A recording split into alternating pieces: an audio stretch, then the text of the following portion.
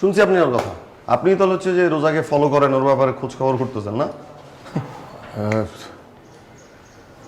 Follow করতেছি। এই বয়সে কি এই বয়সে কি? আপনি কে? আচ্ছা, আপনার কি সমস্যা বললেন? যদি বলি আমার সমস্যা আছে, তাহলে কি করবেন? এই যদির মধ্যে কোনো কথা নাই, বুঝেন নাই? সমস্যা থাকলে এক উত্তর দিব, আর সমস্যা না থাকলে আর উত্তর দিব। আচ্ছা, আস্তে। আপনি এত কথা বেচেন কেন? আমার মুখ আছে, আমি কথা কাছে। আপনার কি? আরে মুখ তো কুত্তারও আছে।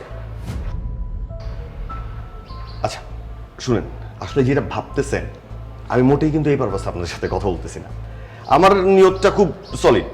বেসিক্যালি যেটা হয়েছে, আমি আর রোজা হচ্ছে ছোট থেকেই বাসায় বড় হয়েছে, মানে ছোট, একদম ছোটবেলা থেকে। আর আমাদের মধ্যে একটা চমৎকার ইন্টিমেসি, এই ইন্টিমেসি না আর কি, মানে একটা ভালো বন্ধুত্ব, একটা গুড ফ্রেন্ডশিপ, একটা গুড বন্ডিং আছে। তো এটা নিয়ে এলাকার লোকজন নানান কথা বলে। তারা বলে যে আমার আর রোজার মধ্যে নাকি প্রেম আছে।